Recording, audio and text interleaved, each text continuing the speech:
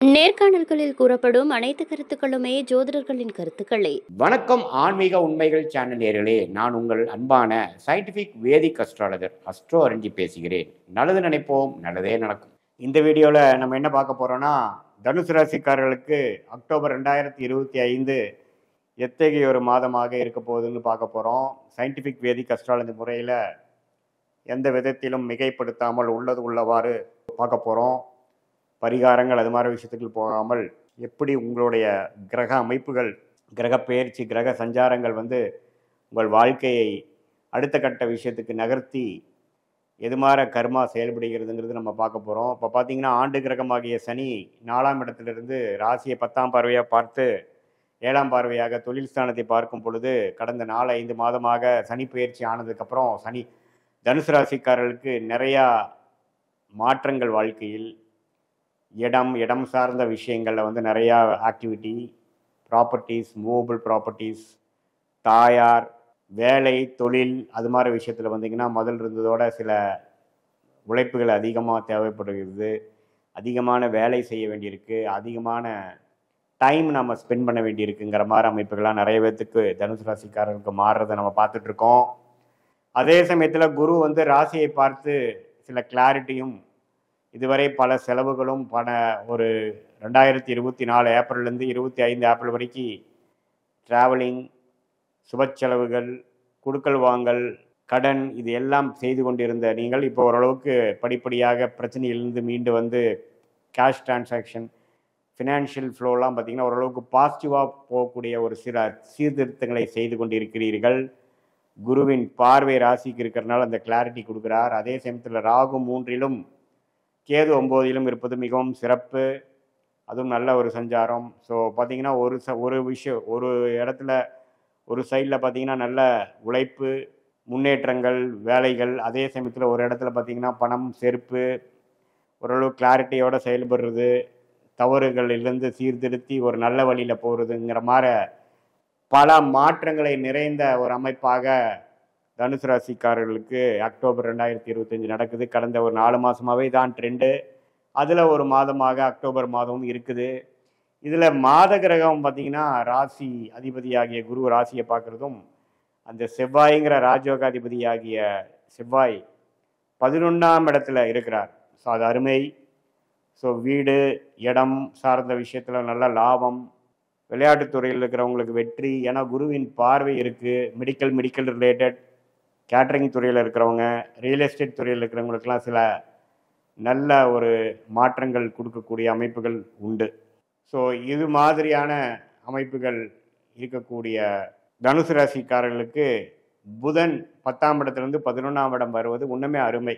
தொழிலில் ஜெயிக்கக்கூடிய அமைப்பு, லாபங்கள் பெறக்கூடிய அமைப்பு, வேலையில் நல்ல ஒரு ப்ரொஃபைல் மாறுதல், திட்டங்கள் தீட்டி அதை செயல்பட்டு அதை ஜெயிக்கக்கூடிய அமைப்பு. மாணவர்கள் இன்னுமே நல்ல கிளாரிட்டியோட படிக்கிறது, முதல் வாங்கின மார்க்கோட இன்னும் கொஞ்சம் பெட்டராக வாங்குறது, இன்னும் கொஞ்சம் கான்ஃபிடன்ஸ் பெறுவது, என்ன படிக்கணும் ஃப்யூச்சர்லைங்கிறது ஒரு முடிவு, நல்ல முடிவு எடுப்பது, கன்ஃபியூஷன் குறையிறது, வெளிநாடு போகணும்னு நினைக்கிறவங்களுக்கு ஒரு சில காலேஜில் அட்மிஷன் கிடைக்கிறது, அது மாதிரி பல நல்ல விஷயங்கள் கிடைக்கக்கூடிய அமைப்புகள் உண்டு.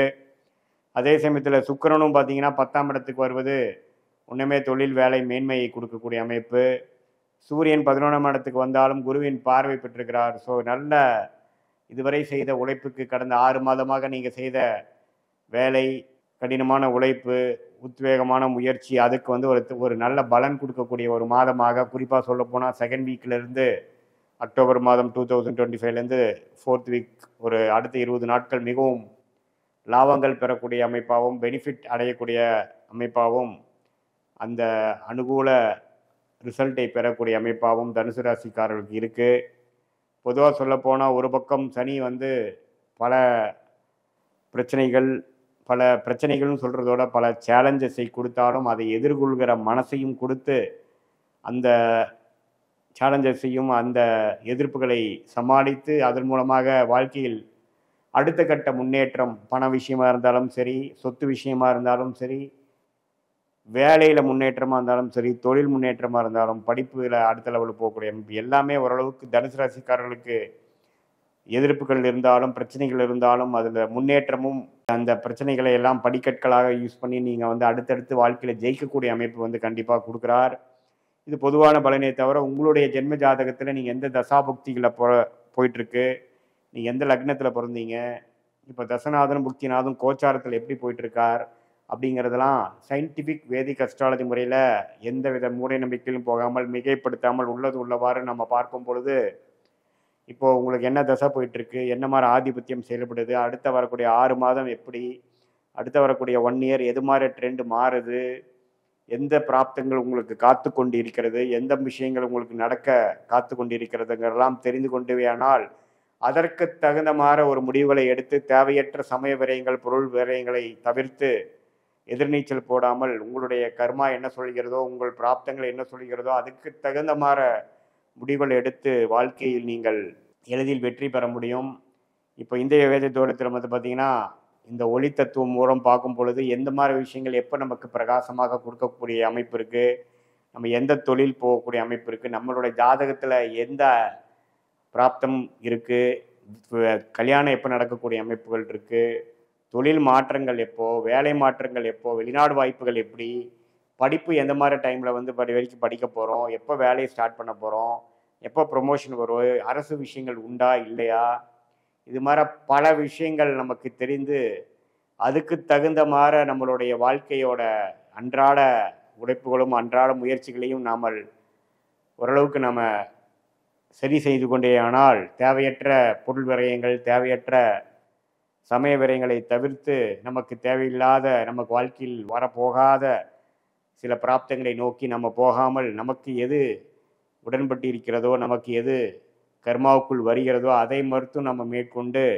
நம்ம போகும்பொழுது ஓரளவுக்கு எதிர்நீச்சல் செய்யாமல் நம்மளுடைய உழைப்புகள் வீண் போகாமல் நம்ம பெற வேண்டிய வெற்றியை எளிதில் பெற்று வாழ்க்கையில் அந்தந்த ஏஜில் அந்தந்த வயதில் வந்து வரக்கூடிய முன்னேற்றத்தை டிலே பண்ணாமல் நம்மளுடைய நேரங்கள் எப்படி இருக்குது, சில நேரத்தில் வேகமாக போகலாம், சில நேரத்தில் வந்து கொஞ்சம் அடக்கி வாசிக்கக்கூடிய மெதுவாக செல்லக்கூடிய சில காலகட்டங்கள் இருக்குது. இப்போ போயிட்டுருக்கிற காலகட்டம் வந்து எத்தகைய ஒரு காலகட்டம், நமக்கு தசாபுக்திகள் வந்து உயர்வை கொடுக்கக்கூடிய தசாபுக்திகள் போய் கொண்டு இருக்கிறதா, அல்லது பிரச்சனை கொடுக்கக்கூடியதா, அல்லது கொஞ்சம் பொறுமையாக போய் ஜெயிக்க வேண்டிய அமைப்பு இருக்கா, அல்லது இந்த காலகட்டம் தான் நமக்கு பெஸ்ட்டு காலகட்டமாக ஒரு மோஸ்ட் ஃபார்ச்சுனேட் என்று சொல்லப்படுகிற யோகமான காலகட்டமாக இருக்கிறதா, அதெல்லாம் நம்ம தெரிந்து கொண்டேயானால் அதற்கு தகுந்த மாதிரி நம்மளுடைய வாழ்க்கை முயற்சிகளோட அளவுகளை முடிவு செய்து அதுக்கு தகுந்த மாதிரி விஷயங்களை செய்யும் பொழுது வாழ்க்கையில் எளிதில் வெற்றப்பட முடியும்.